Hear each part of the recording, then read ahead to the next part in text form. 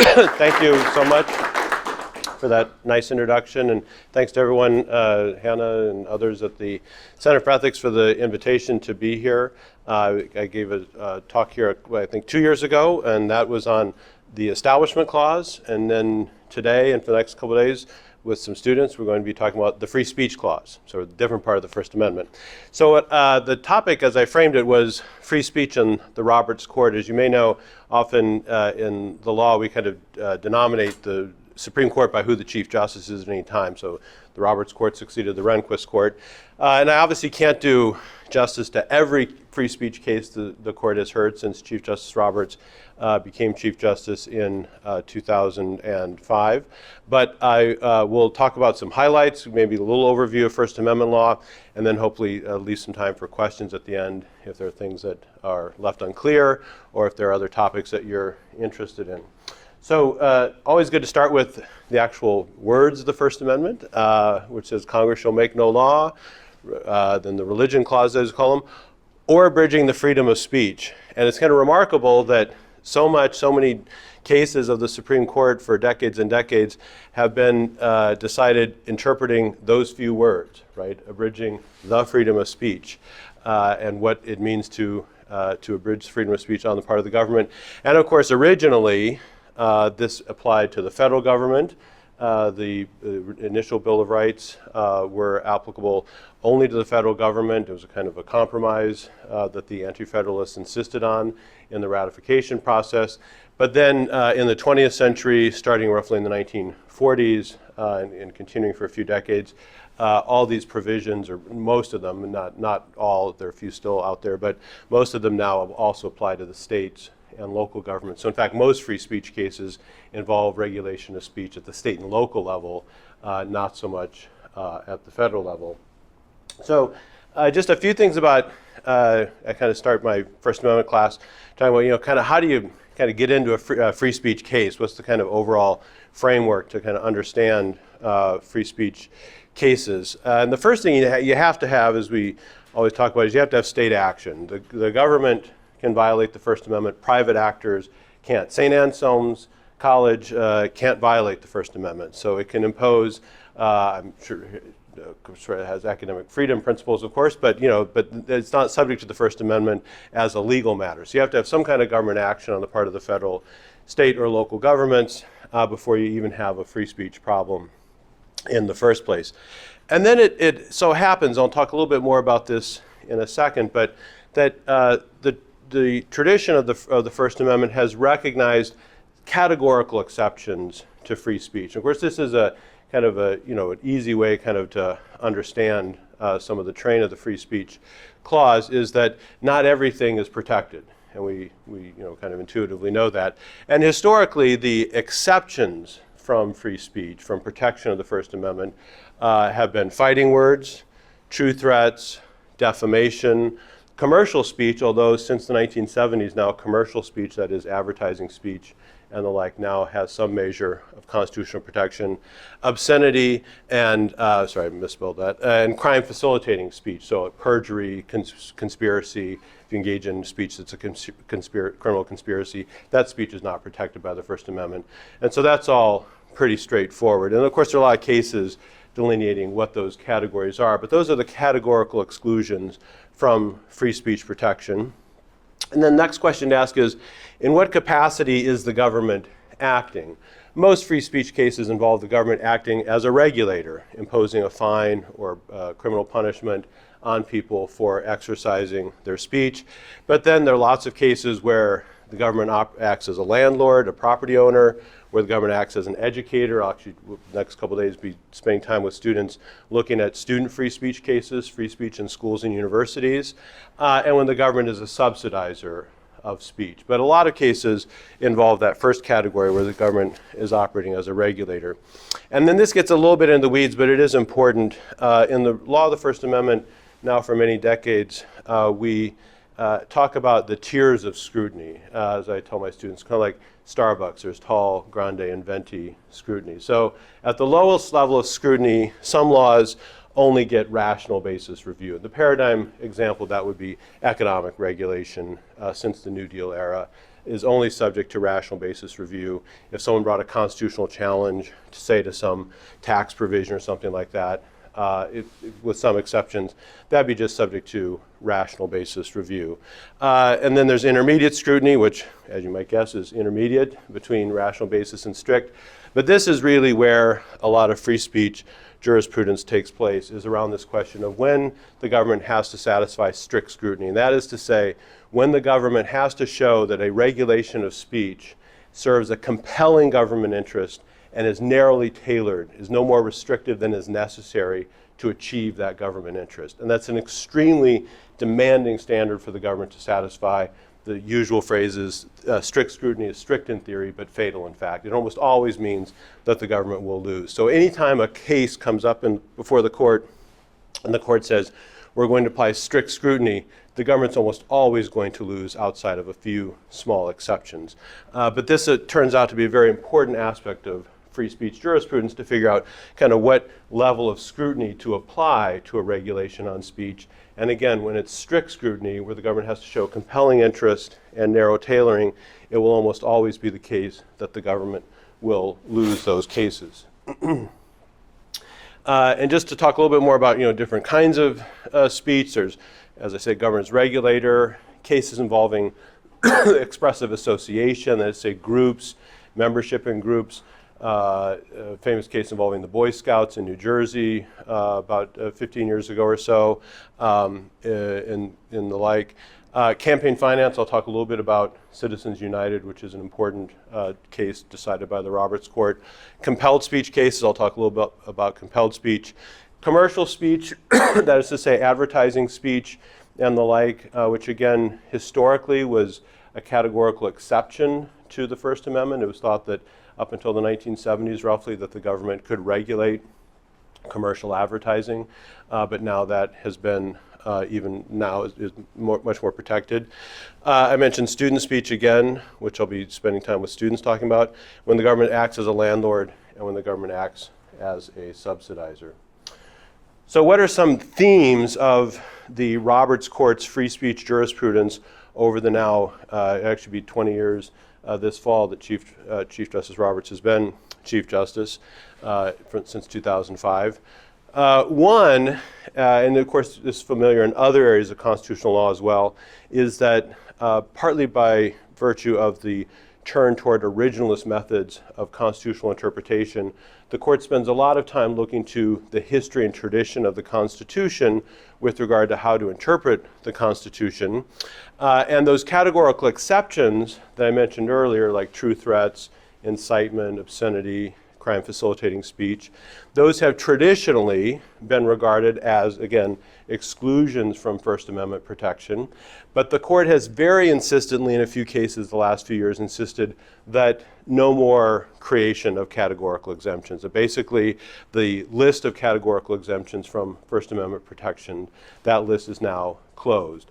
And a couple cases in which this was very clear was a case from 14 years ago, a California statute that regulated the sale of violent video games to minors, to people under 18.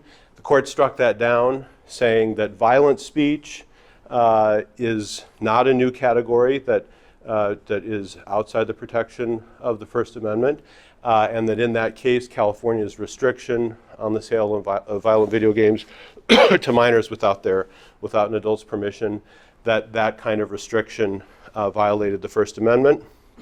And a case a few years ago, Mattal versus Tam, which involved an Asian American band that sought to trademark the name Slants as the name of the band, which of course is an anti-Asian slur, but they themselves were Asian. They wanted the name of the band to be that, somewhat ironically.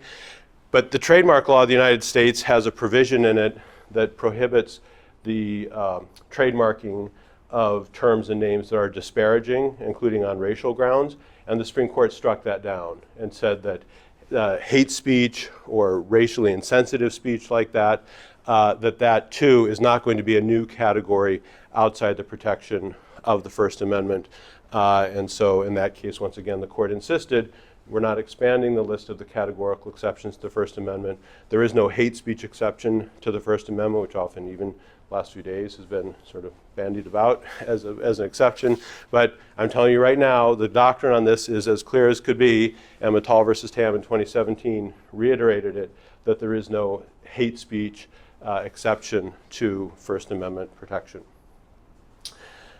Another theme over the last 20 years is that the court is extremely free speech protective. We're probably living in some ways in the high water era of free speech protectionism in the history of the US Supreme Court, and really in some ways of almost any jurisdiction in the world. The US Supreme Court is extremely free speech protective right now, so that if you bring a claim in front of if the court takes a case and it's bringing a free speech claim, those free speech claims almost always prevail, outside of a few very, I might even say, idiosyncratic exceptions. A case a decade ago that regulated judicial candidates in state judicial elections and their soliciting of contributions. The court said that restriction was okay.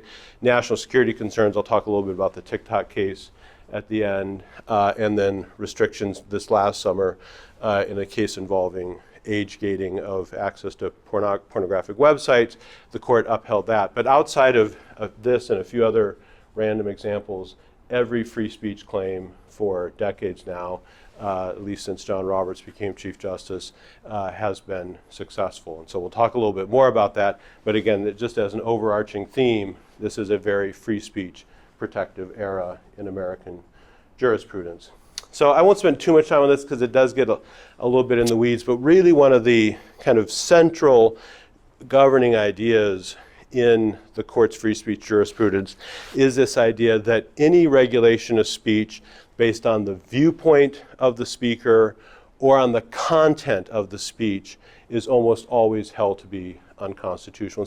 In fact, viewpoint regulation, the government said, that only Democrats can, hold gatherings in the public park.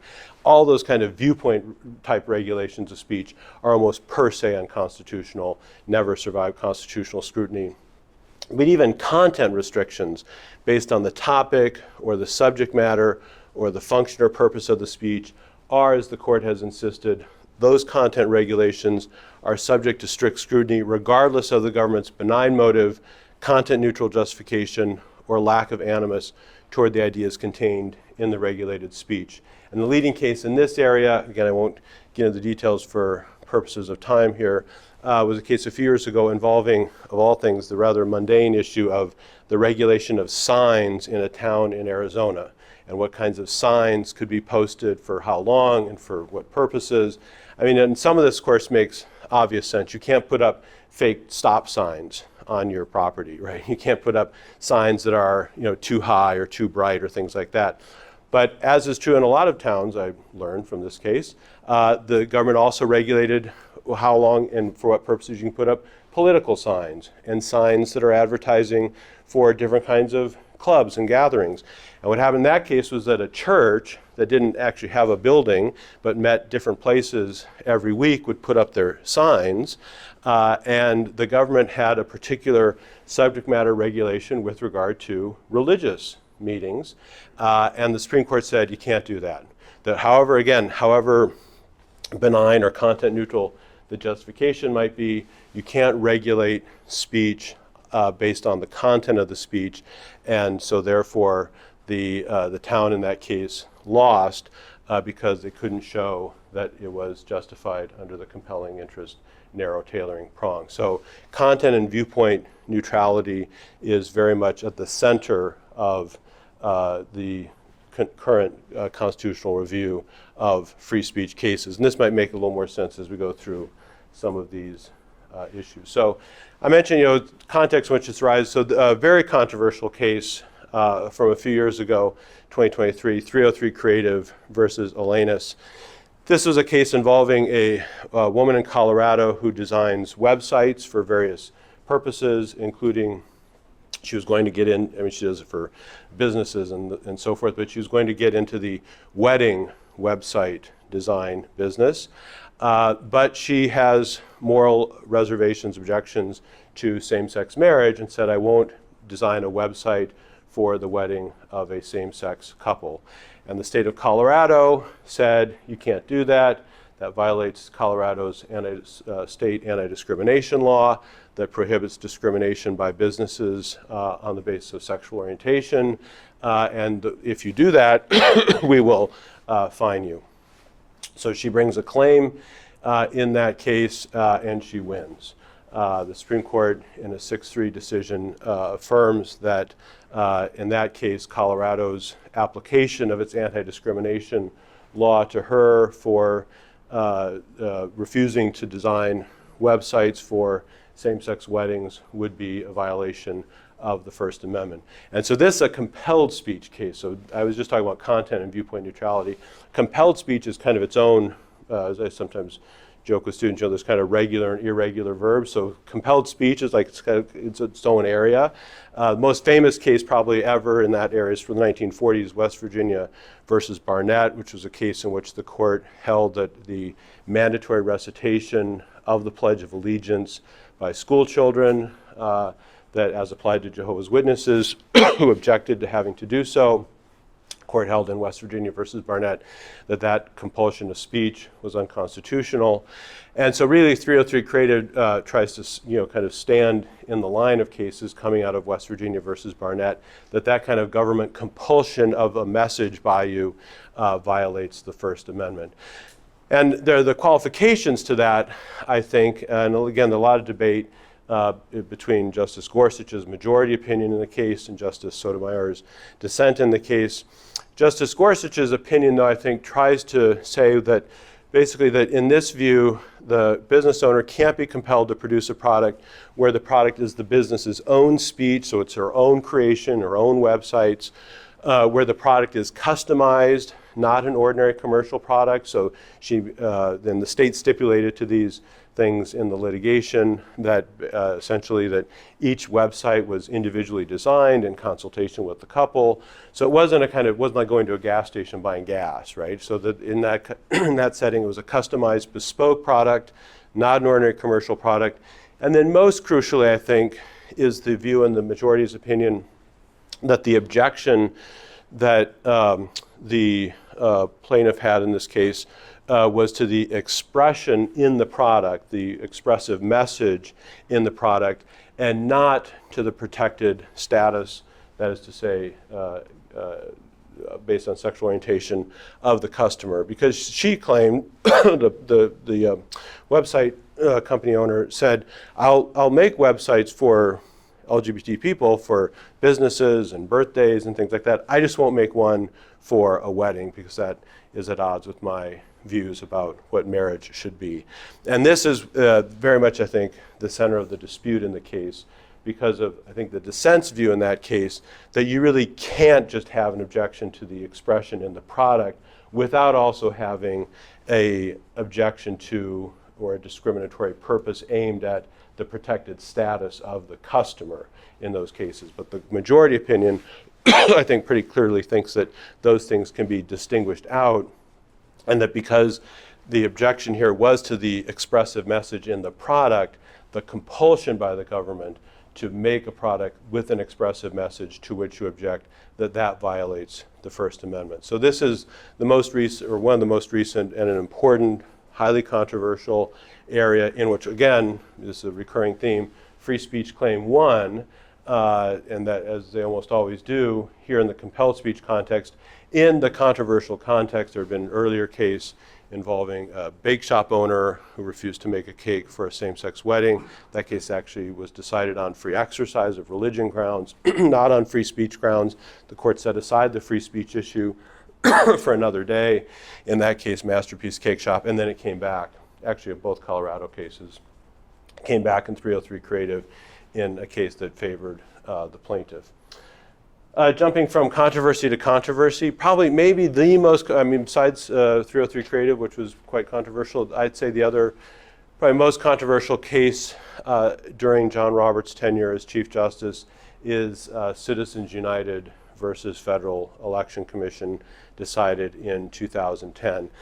And again, in First Amendment, we spend a whole day on campaign day, day and a half on campaign finance. It's kind of its own, as I say, kind of irregular verb within free speech jurisprudence. The background to this that's important was a case way back in 1976 called Buckley versus Vallejo, in which the court held that restrictions on campaign expenditures by candidates, campaign spending limits imposed on candidates, violate the First Amendment, that there is a free speech right to spend as a candidate or a campaign committee as much as you want in order to get your message out, and that is protected by the First Amendment. So that's a kind of building block in this whole area of campaign finance law. So what happened in Citizens United is that the Bipartisan Campaign Finance Reform Act, the so-called McCain-Feingold bill, included a number of provisions, some of which have been otherwise held unconstitutional also. But in this instance, the provision of the statute prohibited corporations and unions, corporations for-profit and nonprofit corporations, from using their general treasury funds to make independent expenditures for speech that's an electioneering communication with expressly advocating the election or defeat of a candidate within 30 days of a primary election. So what Citizens United, which was a nonprofit corporation, did is they made a movie attacking Hillary Clinton during the 2008 presidential primary campaign, the Democratic Party, and ran this within the prohibited period, or wanted to run it during the prohibited period, and faced an enforcement action then from the Federal Election Commission for that. And so the question in the case was, is that prohibition on a nonprofit corporation like Citizens United using its money to disseminate this documentary, so to speak, about Hillary Clinton, does that raise a free speech problem? And the Supreme Court famously in that case said it does raise a free speech problem, that is unconstitutional under the First Amendment to prohibit those kinds of campaign expenditures. And I think one of the kind of core ideas, and again, very controversial in First Amendment law and generally, is the view in the majority's opinion written by Justice Kennedy in Citizens United that restrictions based on the type of speaker even, so that it would certainly be the case that if, under Buckley versus Vallejo, that if Congress imposed a limitation on you spending your money to advocate for your election or defeat, as it might be, that would certainly be the case that under Buckley versus Vallejo, that would be unconstitutional, that independent expenditures on the part of someone to advocate or attack another candidate, those kinds of restrictions are unconstitutional. But Congress in the Bipartisan Campaign Finance Reform Act said, but corporations will treat differently. Nonprofit corporations, for-profit corporations, and unions will treat them differently for purposes of the restrictions imposed on them in electioneering communications. And the court suggests in Citizens United that that kind of speaker-based discrimination between individuals and corporate forms, that itself triggers strict scrutiny, our old friend here, right? And that the government interests that the government argued in that case, so anti-corruption, anti-distortion, too much money that could distort the message in a campaign, or shareholder protection, that none of those asserted interests on the part of the government are sufficiently compelling to override the First Amendment problem imposed on corporations who seek to influence the outcome of elections. And so that's the, the core of Citizens United. Again, very controversial. Happy to talk more about it in the question and answer. But it's kind of both, I think, a combination, speaking generally, of the follow-on from the earlier precedents that had a very skeptical view of restrictions on expenditures, full stop, by candidates, by parties, and so forth.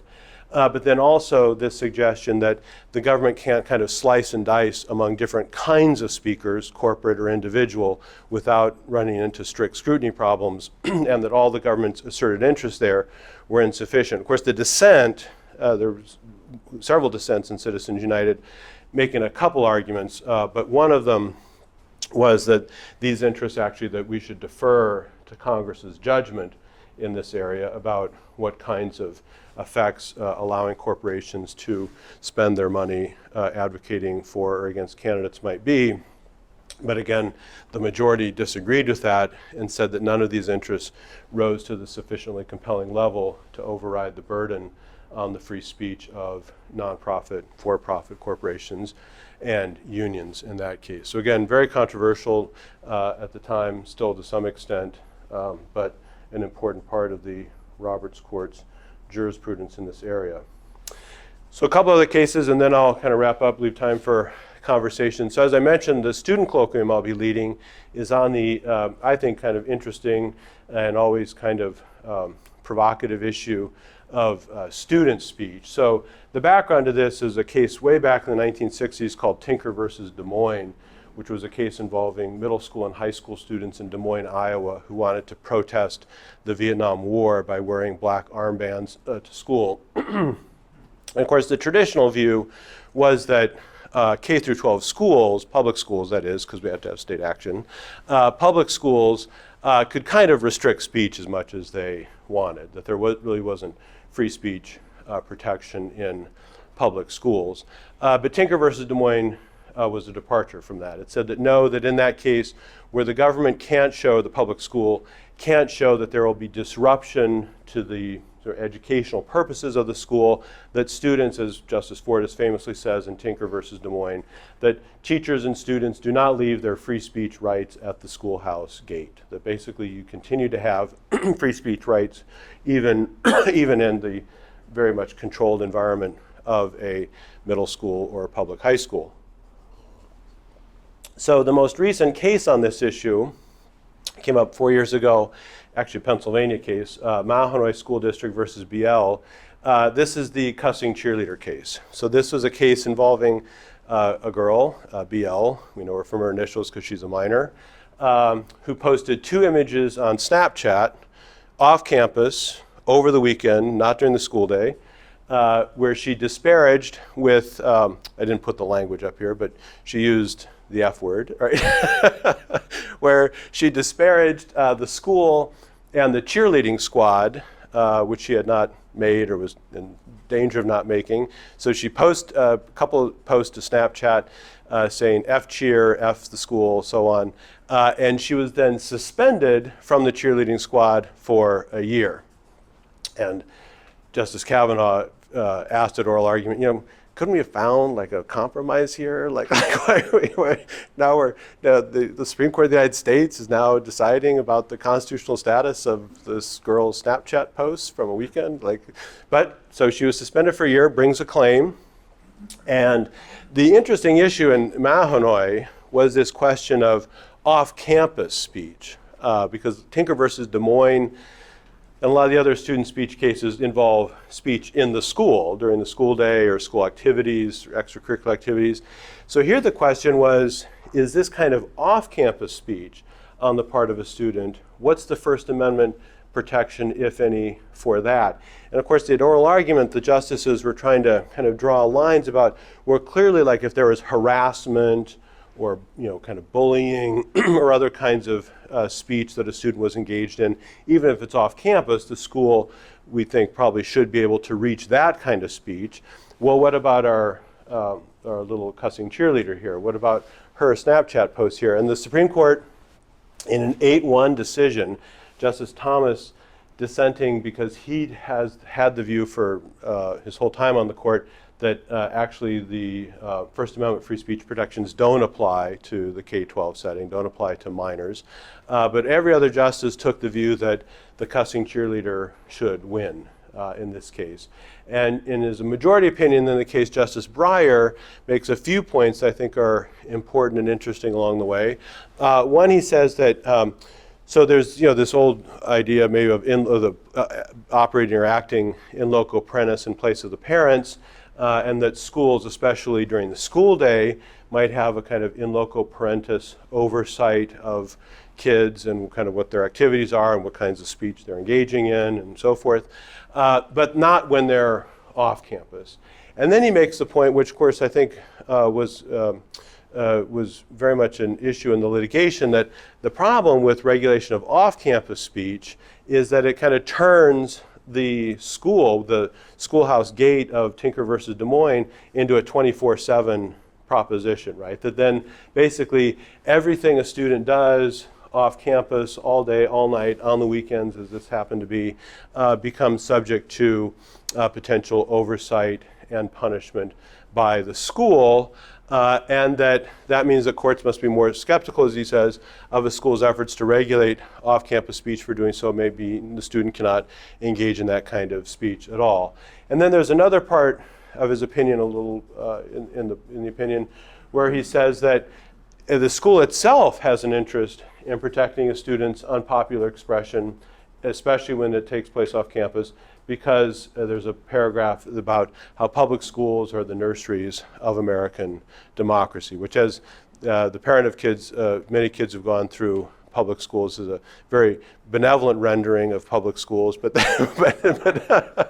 but there it is. He says that public schools are kind of the nursery of democracy. We want students to learn the skills of debate and discourse and arguing with each other, and because of that, we also think that in this kind of context, there's a danger here of punishing unpopular expression here, and that here the cheerleader, albeit in a crude, vulgar way, was expressing her disapproval of the school and of the cheerleading squad, and that is speech that would ordinarily be protected and shouldn't be any less protected just because it happens to be associated with the school. And again, the danger that if the school is punishing students for their off-campus speech and also then has oversight of their speech while they're in school, then effectively we turn into a 24-hour day threat to the student's ability to engage in expressive messages. So it's a case that students always love because it's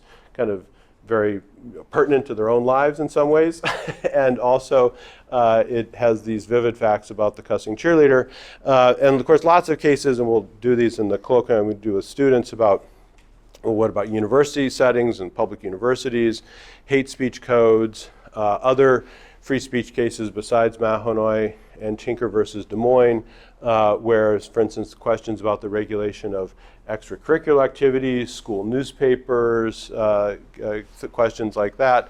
But Mahanoy, at least in the traditional kind of student speech context, was the most recent case on this. And again, as I say, a case in which the free speech claim prevailed once again. So the last thing I'll mention for a few minutes here before stopping for questions and answers is, of course, the emergence since John Roberts became Chief Justice of a whole set of issues arising about the internet and the age of social media and technology. And so the court has decided a few cases in this area, with more yet to come for sure. So one decided last year was a pair of cases involving efforts by Texas and Florida as a matter of state statute to regulate social media platforms, effectively worries by those conservative state legislatures that social media platforms were prejudiced against and censoring the speech of conservative speakers.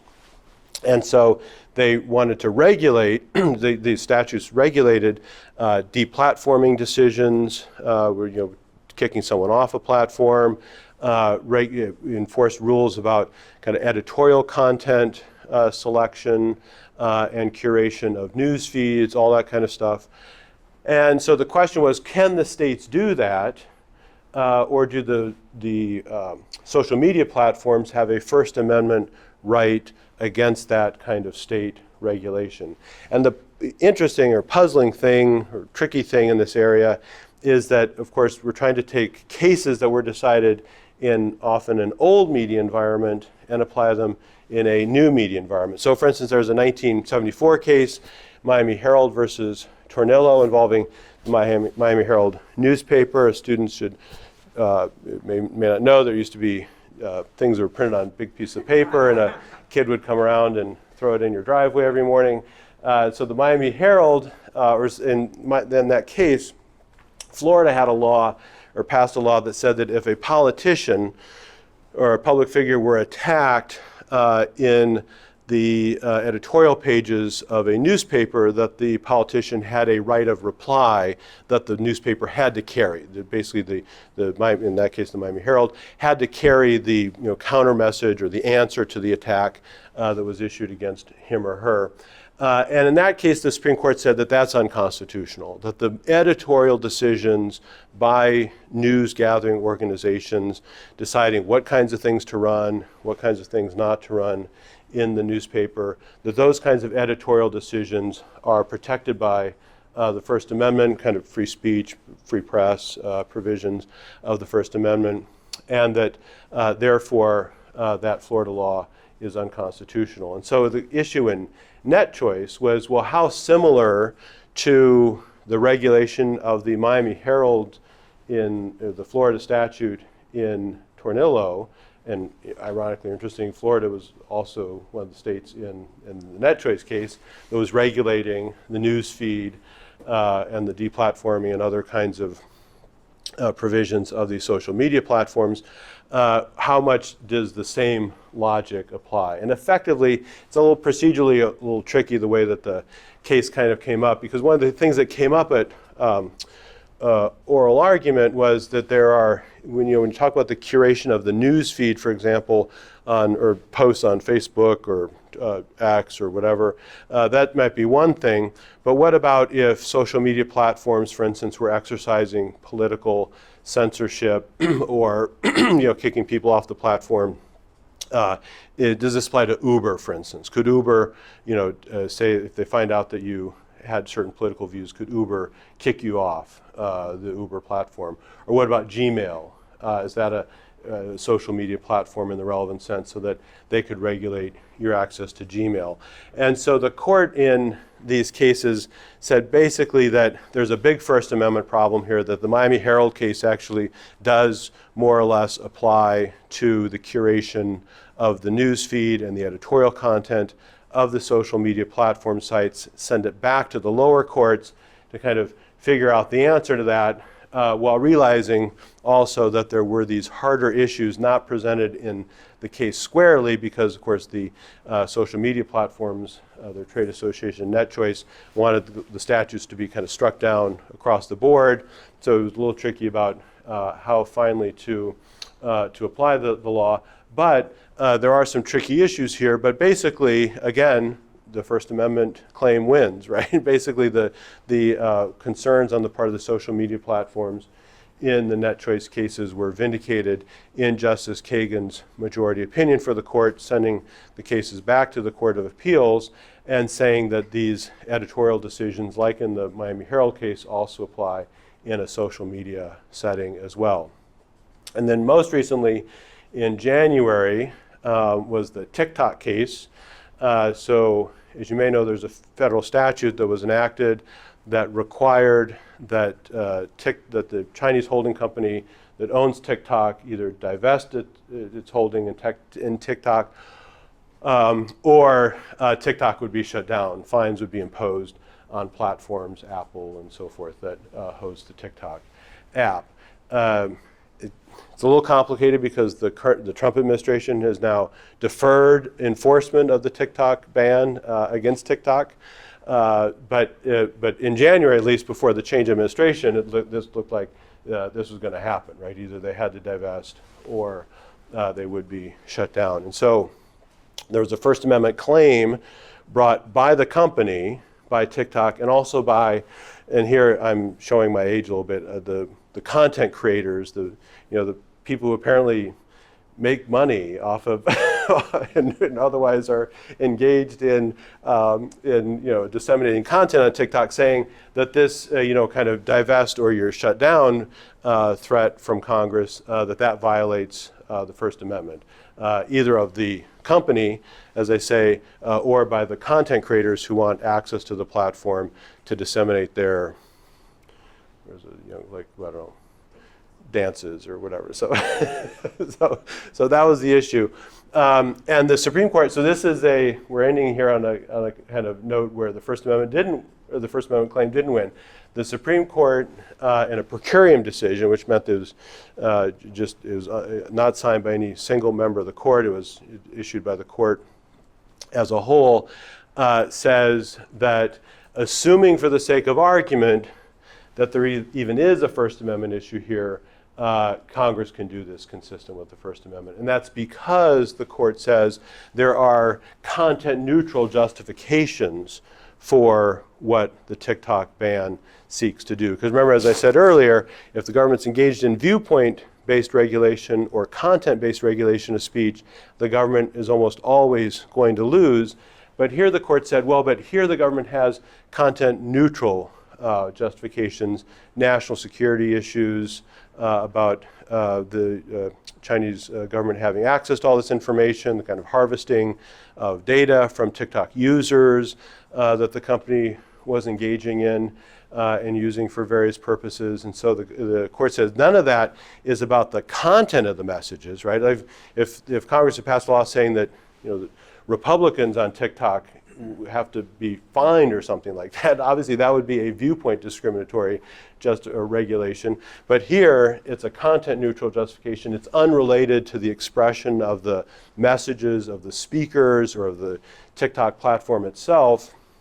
And so those national security and other content-neutral justifications mean that there's no burden here on the expressive messages of the TikTok users, and therefore this can pass muster under the First Amendment. Now again, the issues about enforcement of the ban and the like are still looming out there, but the effort to have the ban struck down as a First Amendment violation ran aground January this year when the court held that the TikTok ban didn't violate the First Amendment. So as I said on a few slides earlier, a rare instance, along with judicial candidates soliciting campaign contributions and a few other contexts in which the court has held that a First Amendment claim didn't succeed, but a rare instance in which this a rare instance with First Amendment claim failed in the face of a whole series of cases for 20 plus years in which First Amendment cases have prevailed. So happy to, about 15 minutes or so, happy to talk about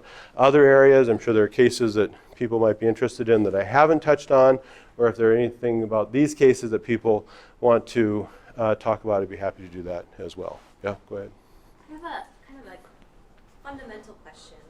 You talked about how when there's scrutiny, that it is hinging upon government interest. Yeah. And so I'm curious about the change or the fluidity of what is described as government interest. Yeah, it's an age-old question about what counts as a compelling government interest, because it has to be, a reason that is really, really important in order to justify, in the First Amendment context, a restriction on speech.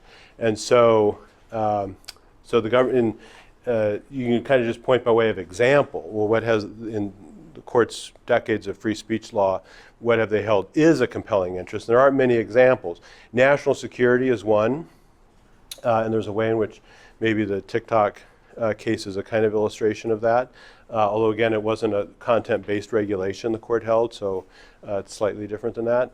But in the Florida bar case, they said that the government's interest in that case, judicial integrity and judicial candidates not being seen to be, directly soliciting money in that way, that's a sufficiently compelling government interest. But it's more telling what kinds of things the court has said are not a compelling interest.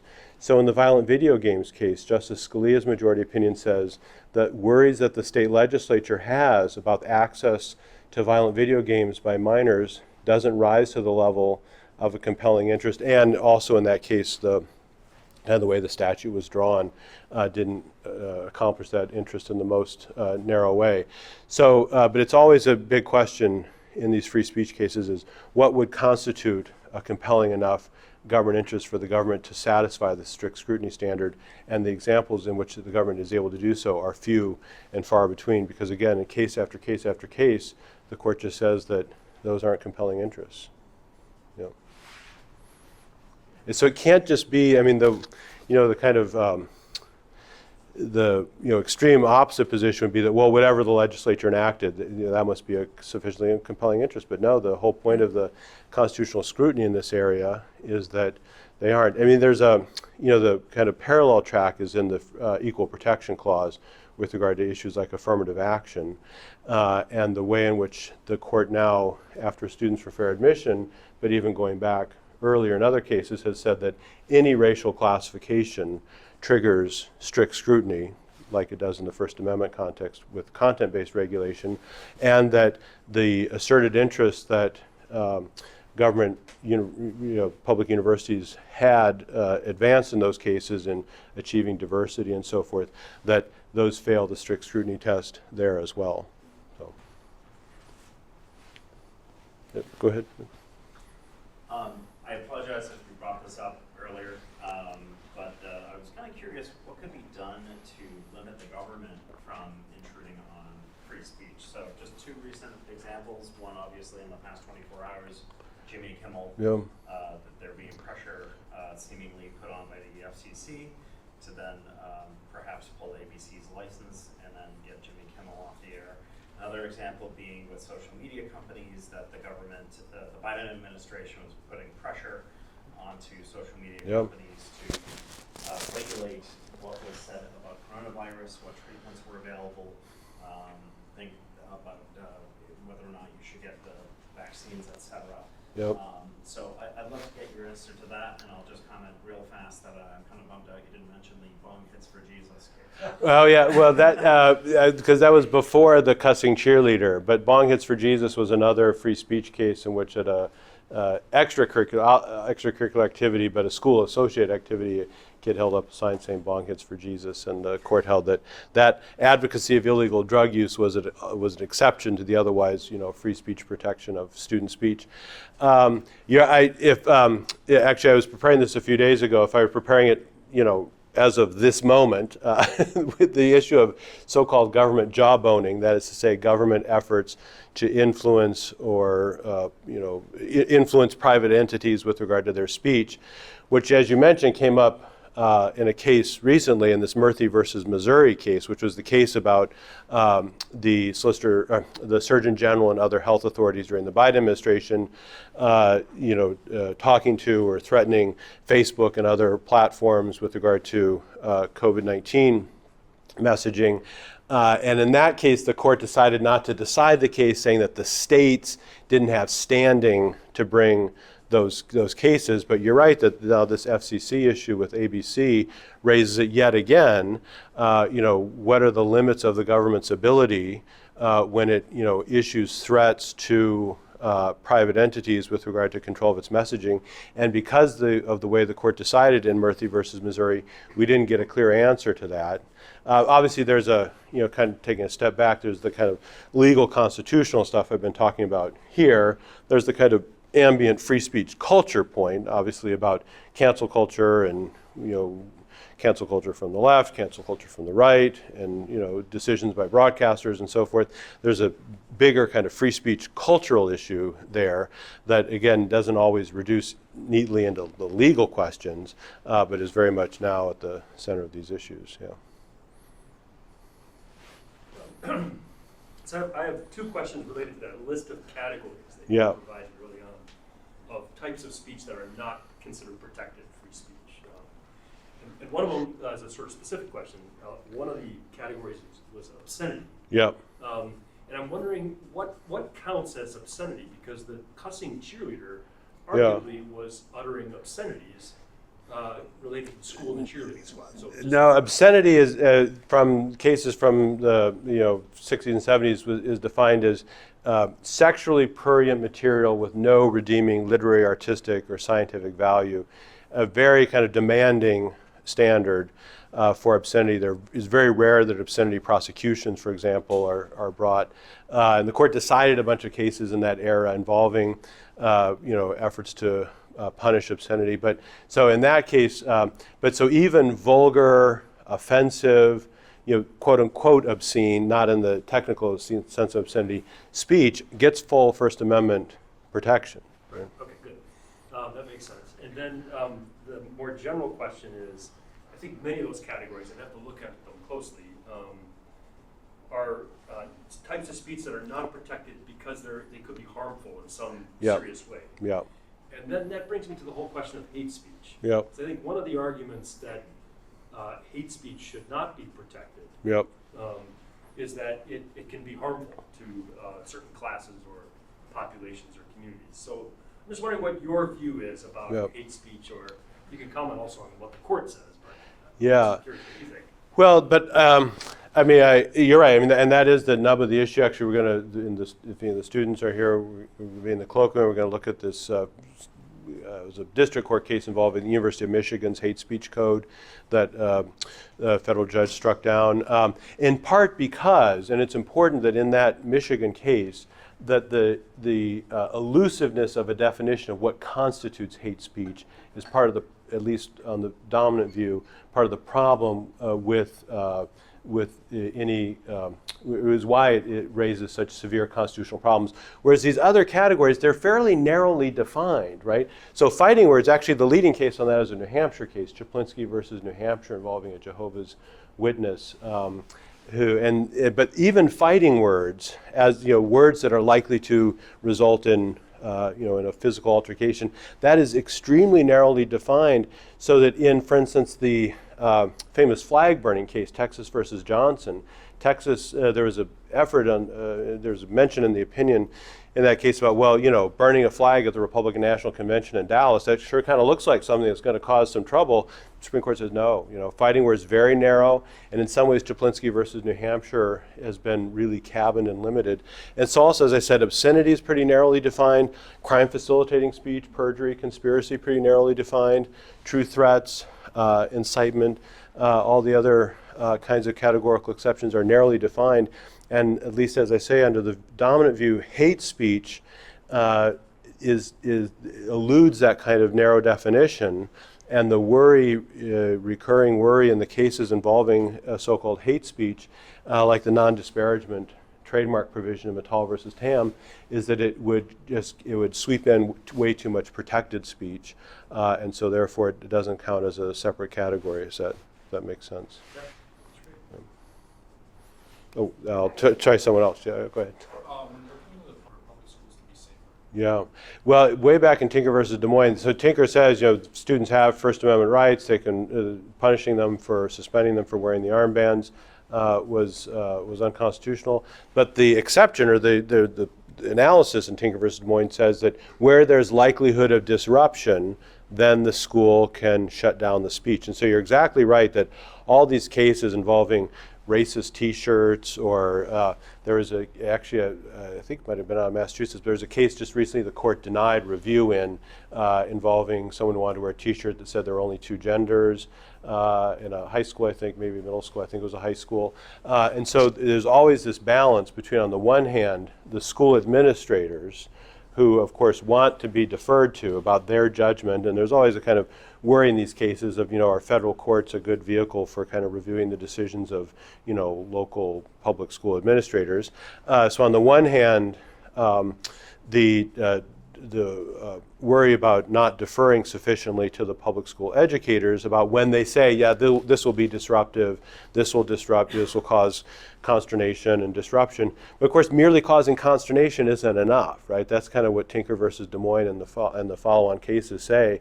In fact, Justice Alito, in a concurrence in Bong Hits for Jesus and in a concurrence in the cussing cheerleader case, makes very clear that when students are speaking on controversial political, social matters, that is when their First Amendment rights are at their height, right? And even when it might, be something that might upset other people, but then if it's disruptive enough, then the Tinker versus Des Moines language kicks in and says, well, then the school can regulate the speech. And so they very much, a lot of these cases, as they turn up in the lower courts, often turn on these kind of very factual determinations about how reasonable was the school's worry about disruption versus the worry on the part of the free speech advocates that, well, that's, of course they'll always worry about that, right? And that we don't want to let the public schools shut down speech that otherwise we think should be and is constitutionally protected. Yeah. Well, it's certainly, if I'm following you, it's a good question. If I'm following it though, certainly, and this comes up in the press context, prior restraints on people's speech are also, violative of are also a First Amendment violation. But I guess,